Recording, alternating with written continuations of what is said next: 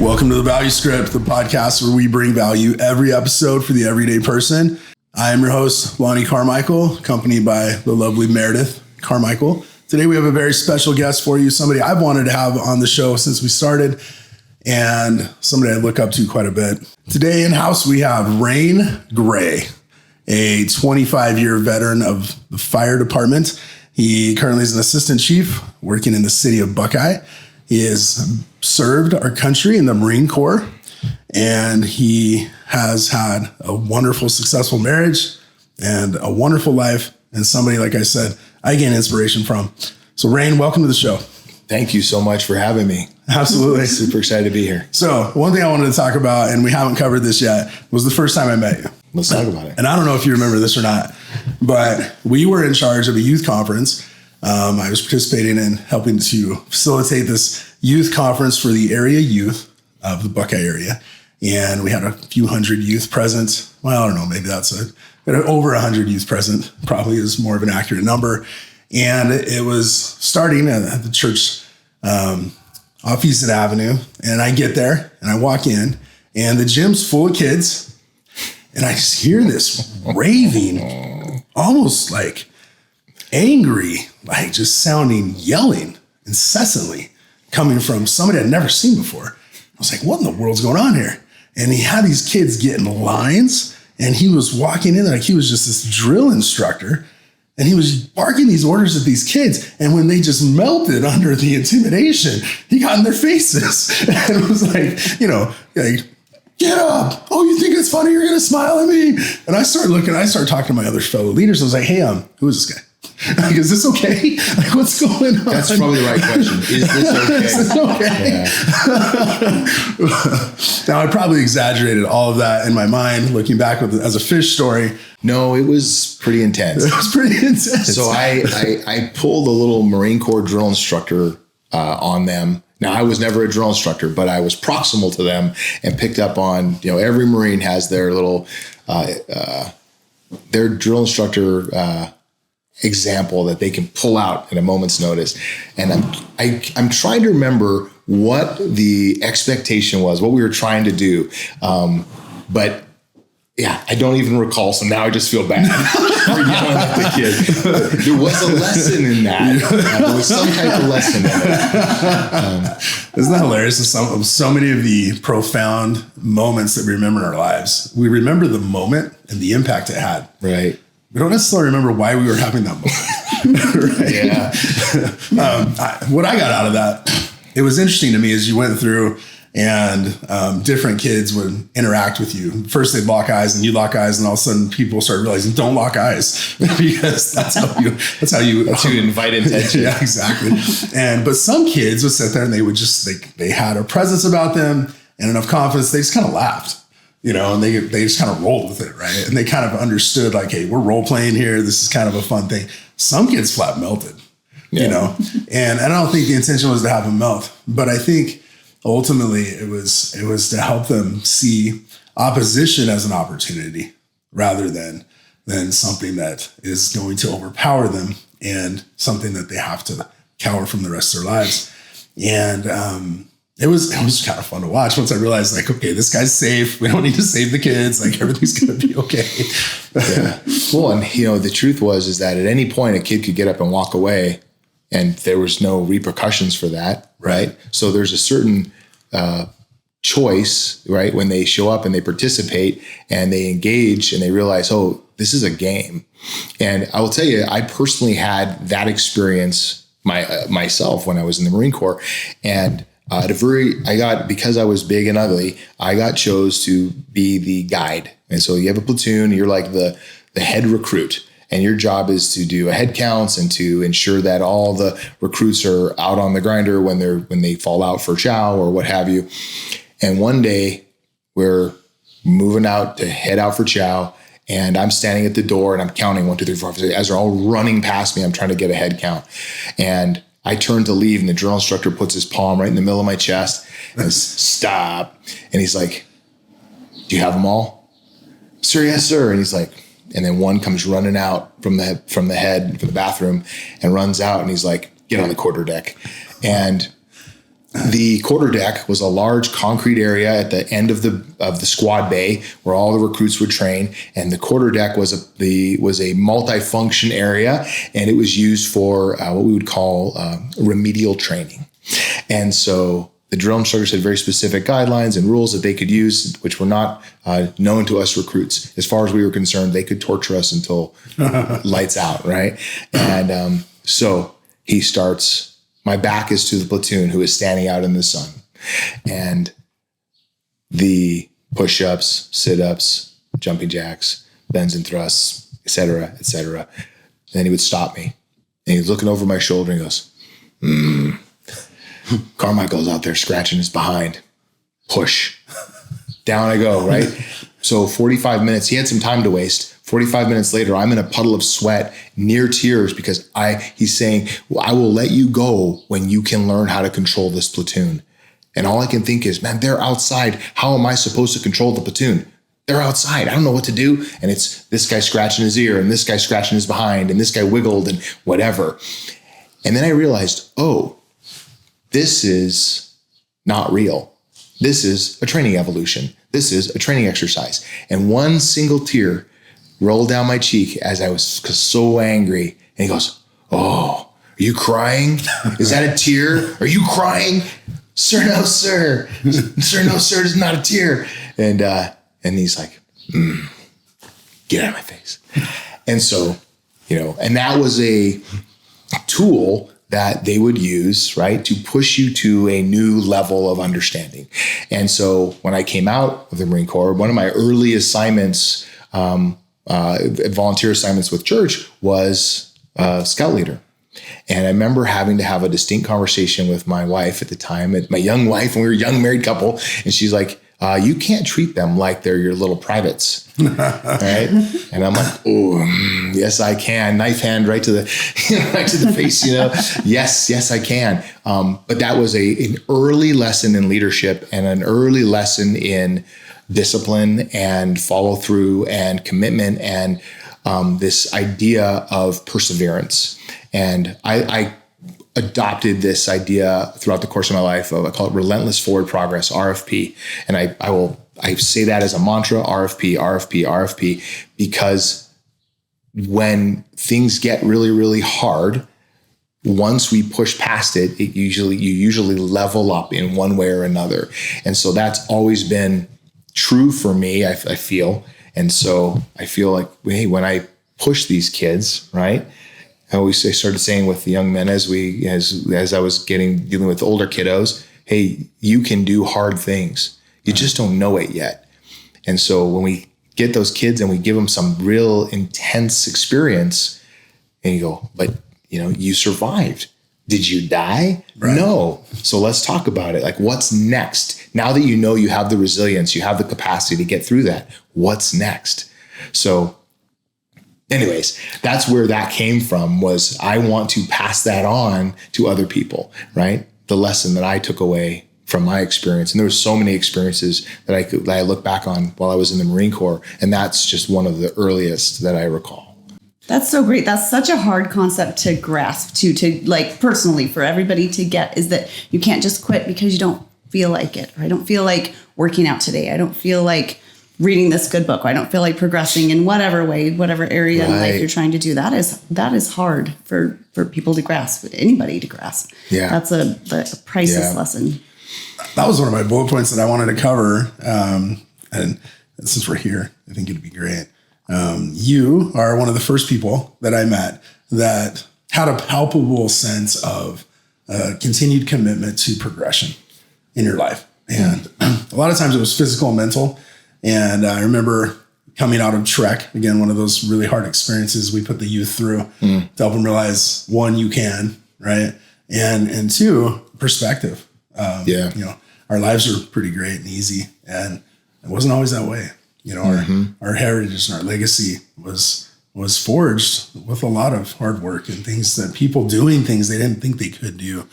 And I remember being on track and being exhausted and having a conversation with you as we were rounding the corner to the home stretch, and it's the last day. Everybody's a little more relaxed because we know at some point this is going to end. And as soon as we get there, right? And I went up to you and we're walking, and I said, "Hey, do you have any good book recommendations?" And you put me on to Extreme Ownership by Jocko. Oh, I love that book. Yeah. And it's fantastic. I love that book. And that really helps kickstart my introspection into how can I be more, I don't want to say more like Rayne to say cheesy, but how can I be more like that? How can I be more committed to my own progression? And because, I had been spiritually, we did all the things church-wise and, read your scriptures every day and pray. But my mental toughness wasn't where it should have been. And my physical toughness definitely wasn't where it should have been. And so really that was like, you helped kickstart that for me. And how did you develop that, that relentless pursuit of, refining yourself, becoming a bigger, better beast, I guess. Through failure. Mm-hmm. Yeah. So, and experience, right? So you go back to that first boot camp experience, right? Where I realized, hey, this is a game, and the purpose of the game is to level me up, to make me be more effective. And so I think about the variety of experiences I've had, and I'm like, oh, where's one specific one? But I'll give you an example. So when I got out of the Marine Corps, I was like, okay, well, I used to be a short distance runner in high school, and then they kind of turned me into a long distance runner and hiker. And so I'd like to pursue that. And I started racing triathlons, and I started with little mini triathlon sprints. And then I set the objective to run an Ironman. And so talk about doing it the hardest way possible. My wife was 7 months pregnant, and I am going to school full time, working full time. And I'm like, yeah, and I'm going to run an Ironman, like train 30 hours a week. And so I started doing that. Well, race day comes after a year of training, and I get out on the race course, and I'll try to keep this relatively brief, but I'll just say this. I went too fast and I didn't follow my plan.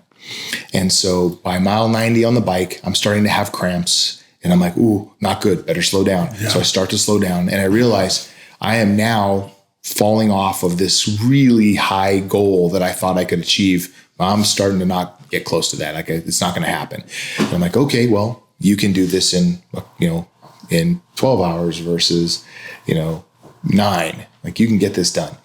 Well, I get out on the marathon course, and the first half marathon, I'm barely moving. I'm shuffling along, but I'm moving. Well, by the second half of the marathon, I'm starting to fall apart, and I'm having cramps in places that I didn't know. I'm having massive gastric distress, and stopping at every porta potty is not good. Really? And then I'm having cramps on my legs, like from my belly button down is cramping. In places I didn't know I had muscle fiber, right? Just cramped up. So I'm walking along and I would every so often I would try to step off and run a little bit, not happening. And so now I'm like, oh, maybe I can finish under the cutoff, right? 15 hours and 59 minutes. And my wife, who was with my little brother-in-law, they drive out on the marathon course at some point, and she gets out and she's walking with me. Now, she's 7 months pregnant, wearing this little green sundress and this big old sun hat, and I'm waddling, and she's waddling, and we're waddling together, and I'm just like, wah, I'm in so much pain, and my belly hurts, and I keep having to, I'm having diarrhea and vomiting, and I'm miserable, and she says, all right, well, I'll see you at the finish line. And she gets back in the car and drives away. And I was like, all right, well, I parachute's gone. There goes that opportunity missed, right? So I'm like, okay, relentless forward progress. Just keep moving. And the pain never got any better. I was miserable for the next 6-7 miles. And, but I just kept moving. And when I got within about 100 yards of the finish line, there was this, we're wearing these big bibs and my number on the bib, and it had my name, and this little lady is sitting in a lawn chair, and she reads my bib because I'm moving slow. It's not like I could outpace her vision, right? So I'm moving slow. She reads my bib and she goes, all right, Gray, you're an Ironman. And I turn the corner, and there's about a 100-yard slow climb to the finish. And at the end of the road, there's, I don't know, what looked like hundreds of people waiting for their loved one to come up the road. And I think about these experiences. I come up the road and there's a good buddy of mine who had come to race with us, and then my little brother-in-law, and there's my beautiful wife. And it was this homecoming, right? And I realized, and it chokes me up to talk about it, but I realized that we, all of these things that we're doing in our lives, we learn things about ourselves. So one of the number one thing I learned was I have someone in my life who fully supports me in all of the challenges and difficulties and tough things that I choose to participate in, and the tough things that just befall us in life, right? I'll see you at the finish line. I got your back. Keep on moving. And so, that was the number one lesson learned that day. But there were other lessons too, which was one, you can plan and train and work a plan through to finish. You can show up on race day when there's this daunting endeavor and toe the line and go. You can take on mistakes throughout the course of this long day and get through it, right? And it's not going to go, never going to go the way you want it to go, but you adapt and you keep on moving. You slow down a little bit, you drink more water, you adjust, you make an adjustment to your goals, to your objectives, you pivot. And when you're at that darkest point where things are incredibly painful and super uncomfortable, there's more in the tank. And so on that day, it was a capstone learning event. Like, hey, here's some things you need to know about yourself. And of course, it was, years of reflection on that I've kind of taken all that away from that. Like, what did I do in this event and why does that matter? Like, oh, hey, you went out and you ran an Ironman, big deal. Yeah, but I came away with this lesson learned, all these different things. I'm like, oh, this means so much more than just one day of suffering, which all from the outside observation is what it looks like. I mean, at one point I'm like, I paid money for this? What is wrong with me, right? I paid to go out and do this nonsense? Well, when I reflect back on it, I'm like, yeah, that was a lessons learned. What a great opportunity. Wow. As you were saying that, I was just thinking, I am so grateful that you learned those lessons and were able to share those with me. Because I don't think I will personally ever have the discipline to force myself. Well, so here's what's crazy about that. So we all face a variety of challenges in our lives. And I think that, one of my beliefs is that the reason we're here is to learn and grow. And so part of that is taking on challenges, but sometimes life just throws challenges at us that we don't expect. And I'll give you an example. In my career, I went through multiple promotional processes. And every single promotional process in my career, I've had to take twice, because the first time I'm like, yeah, I'm the guy, I got it all figured out. And whoop, I'm going to give you some humility. Here you go. And then I'd be like, I have a lot to learn. And every single time that I failed, I turned into an opportunity to learn. And I would say, okay, well, what am I missing? And I would go to mentors and I would go to friends and I would go to, the books and go, okay, what did I do wrong in this process that I ended up failing? And so every single time that happened, I grew tenfold. And I look back with such gratitude for those failures because they helped me be more successful and more introspective and more aware of my own issues. And frankly, I think about when I hear about married couples who are like, oh, we don't ever fight. And I'm like, well, then you're not learning anything, right? At least that's been my experience. Right. So Ann and I'm not allowed to talk about her, so I'm not talking about her. Don't tell anybody. But we've been married for almost 32 years. And man, there's been so many times when we get into it and it's halfway through the fight and I'm like, oh, I'm an idiot. Right? I am making a big mistake here because I'm not being thoughtful. I'm not being mindful of her and her needs or whatever. I'm being immature. And those are huge learning opportunities, but born out of duress, right? Mm-hmm. I think that speaks, once again to your character of being self-reflective in that moment. Because usually when I'm in that moment of having a passionate, maybe high volume discussion with a spouse, and I'm usually thinking about me. Like, well, how come I got my pain points here? Like, why do these things exist rather than what did I do to contribute to those myself? How did I get myself into this? To be clear, it takes me a long time to get there. And lucky, Anne is so long suffering. She's like, we'll get you there. So it's kind of on the topic that we've been discussing really before we bounce into that. Is how do you balance finding time? I wrote one of the talking points I wanted to address with you was finding time for true self-love, not fake self-love. Self-love is such kind of a little buzz topic right now of love yourself just as you are, as however you show up. And really that's really finding a lot of excuses for yourself and helping yourself stay stuck a lot of the time. Right. And when I am asking you about how do you find time for true self-love, it's that time where you have a busy career, you have a family that you're raising, you have a wife that you're a husband to, you have a lot of different directions you're going, yet you still keep this commitment to self. You always have a book suggestion. Anytime I'm like, hey, what's a good book you want that you can recommend for me? You always throw it, because that means you're always reading. So you're always feeding your brain new information and good things. And you're also spiritual. So, I know you pray and I know you read your scriptures, and you've done quite a bit of service to the church community that way.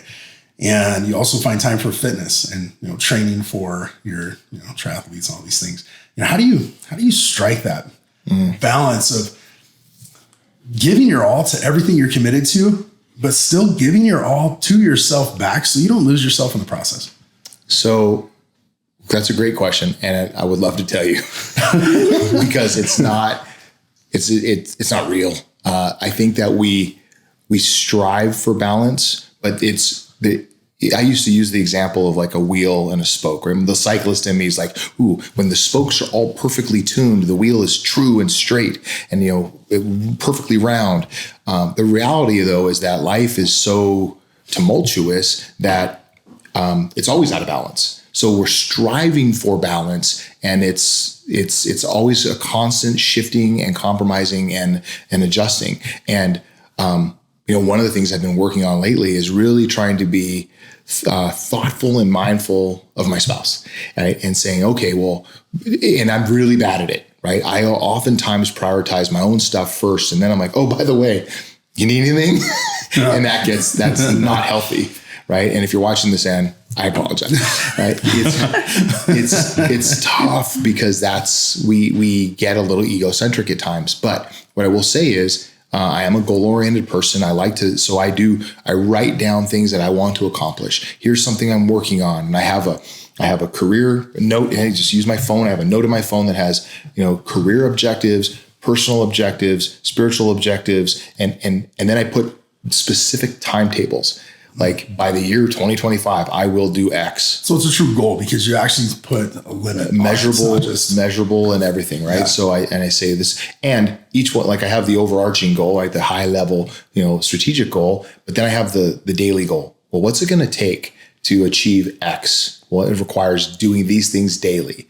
Now, what I would like to say, I would love to be able to say that I do that in all my things, right? Like, hey, here, how do I have the healthiest relationship with my wife and make those same sub goals and do that? That's something that today I'm going to start working on that because that's something I see that as a shortcoming in all seriousness. So that's a continuum, right? But I'll give you a really interesting example. When I turned 50, I said, you know what? This is a big year. It's a banner year. I want to do something interesting. And I'm like, I'm going to do a 50 and 50 things I've never done before during the 50th year. And I wrote it all down. I made a laundry list. And some things were like, read scriptures daily. Some things were like hike 3 14ers in this summer. One of them was learn Spanish, failed miserably. The other one was a physical one, was buy a new mountain bike and race the 24 hours of Old Pueblo. Oh, wow. Right. And so I'm like, okay, I got all these things going, but writing them down, I got 99% of that list accomplished because I wrote it down and involved my family and here's what we're going to do. And every weekend was something we were doing. Yeah. And so truly to get to your question, I think it's being deliberate and being clear with yourself about what you want to accomplish. And then identifying the pathway there, right? So if I want to ride the 24 hours of Old Pueblo, well, what's it going to take? What's a reasonable expectation for that? And then what's it going to take? And then it's all balancing that with all the other things you have going in life. So I would get up at 3:30 in the morning and go out for a mountain bike ride out in the Estrellas. And because that was the only time I could carve out for myself. And then, that would be on a Saturday morning. And then by, I come back at 8 o'clock and everyone's still in bed. And I'm like, whoo, I got here before anybody else was disturbed. Right. So that's one example. The book thing, it's just a commitment. So on my drive to work, I use Audible. I feel like I'm cheating, but that's how I can do that. We'll get in. And then I can, sometimes I'll take a note and write a note down and check back on, 223 at this location in this book, Right. And one of the things I'm working on at work is setting aside specific time. So I will block time. So I'm an administrator at this point in my career, and there's all these pulls on my time. So when somebody puts something on my calendar, a meeting, it's a 1 hour on the calendar, I will put 1 hour for myself. And that is, so I can do projects and do work and whatever. And so I try to set aside time to do career development stuff at some point during the week for myself, because I have to invest in what I'm doing in order to be successful. How do you hold yourself accountable on that list? So you created 50 things to do in 52 weeks, right? Mm-hmm. And a lot of times if you set a goal and you fail in reaching the goal, that failure can be debilitating. It can be enough to where you don't see the point in moving forward. Mm-hmm. So how do you hold yourself accountable to those things? And if you miss a goal, what do you do? Well, first of all, you have to have a little grace for yourself, because there's so many things coming at you. You're going to miss goals and you're going to fail, right? So I think part of it is, if I don't know, I'm trying to think of an example of a goal, but a common one is, tomorrow morning, I'm going to get up and I'm going to eat healthy, right? Well, what does that mean? And did you set up the structure for that to be reasonable? Right? Did you throw out all the garbage out of the cupboards, and did you put in all the healthy food? Right? Did you set yourself up for success? And is the goal reasonable? Right? So if I say, hey, you know what? Next weekend, I'm going to ride a century. I haven't ridden my bike in 6 months. Right. That's not a reasonable goal. Right? So I will hurt myself. I'm going to go out and I'm going to fail. So we have to make sure that our goals are attainable and reasonable for the time and period that we're in our lives, and they're appropriate for what we're trying to accomplish. So that's for me it's making sure the goal matches is appropriate. And then it's what are the sub goals that get us there, right? Are they reasonable? Are the expectations reasonable? Is the time frame reasonable for what we're hoping to accomplish? Right. 50 things in my 50th year, I chained a lot of things together. Like, for example, one of my goals was, take a trip to San Francisco. I want to walk across the Golden Gate Bridge. Oh, wow. Well, while I'm there, one of my other goals was to ride in a hot air balloon, right? Never done that before. Let's do that, right? So I'm like, okay, well, what else can we do? So we chained together these things. So we rode the hot air balloons in Marin County when we took our trip to San Francisco after we walked across the Golden Gate Bridge, right? So we just kind of chained some of these goals together, right? Yeah. Old Pueblo was in February. And so when I set the goal in January of my 50th year, June of my 50th year, I had a year to almost a year to get trained up for that. So ran out and bought the bike. Boom, easy goal. I was able to go buy the bike. Boom, that was easy. And then it was, okay, set up the sub goal is you need to ride X number of miles per week to get you there, to build up. And then my expectation for race day was ride 100 miles. You can do that. It's a reasonable goal. And so I made the goal reasonable, and I actually rode well beyond that, but the goal was reasonable for the amount of training I had been able to do, preparatory, et cetera. Nice. I like that. So you have an evaluation of self, right? This is where I am. Yeah. This is my capability currently. Yeah. This is where I'd like my capability to be. This is the gap, right? This is how much distance I have from here to there. Can I get there reasonably? And when you're setting goals, right now, no, you can't get there currently, right? You have to stretch and learn and grow, right?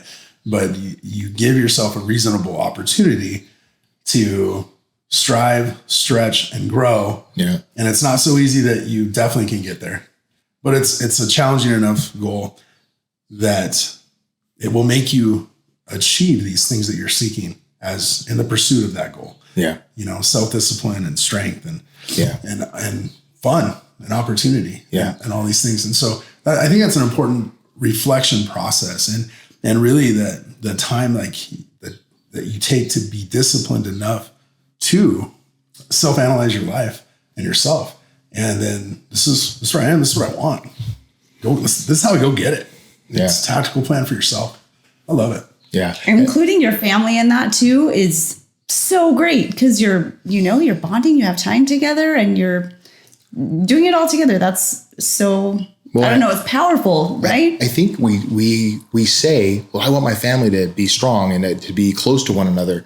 I think everybody says that about their families. Well, what do you do to get there? Right. So you have to do this is deliberate thing. And and everybody, our kids come pre-programmed, as you know, and with software that we're not in charge of. So you never know what you're going to get. And so you do have to moderate your, modulate your expectations a little bit. However, we still have to say, well, what do we want to accomplish as a family? Bring them to the table, let them talk about it and, participate in the conversation. And then it's you aligning the goals as a family, I think is important too. And I think with that from like a work perspective, if I want to do execute a new operating procedure at work, if I just dream that up in admin, am I pondering in the corner of my office, right? It would be great. Let's do this special thing. I am not going to get any buy-in, right? So I have to get the team to the table, give them an opportunity to provide insight and feedback and actual kind of boots on the ground feedback. And then I go, well, hey, here's this idea that you guys have crafted. How do we operationalize it? Well, now you have buy-in because you've brought them into the process. So same thing with your family, right? Bring them into the table, get their feedback and their input. And it's not always going to be what you want necessarily, but you have to allow them to participate in the process because the end goal is more important than maybe the process itself. And I love that you said that and you brought that right around to the family. And that's something that we probably didn't learn as early as parent ever could have, right? But recently we've come across these things where it's like, gosh, man, like, how do we accomplish that with this particular child? And how do we do this project? They want to do this. How do we do this? It's like, I don't know. Let's talk to them.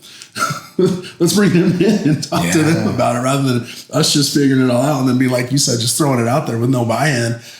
And it's really been liberating, I feel like, for me as a parent to be able to learn like, hey, you can talk to your son about the concern you have for him or the opportunity you want him to pursue or the goal that he wants to do. And maybe I don't know how to help him do it. So bring him in on it. He probably has an idea. Right. And it's been great. I love it. So, but I also want to speak to like when she said, bringing your family in and was talking about that point about bringing your family into helping you achieve your goals and things like doing 75 hard. Oh yeah. If I didn't do it with her, I wouldn't get it done.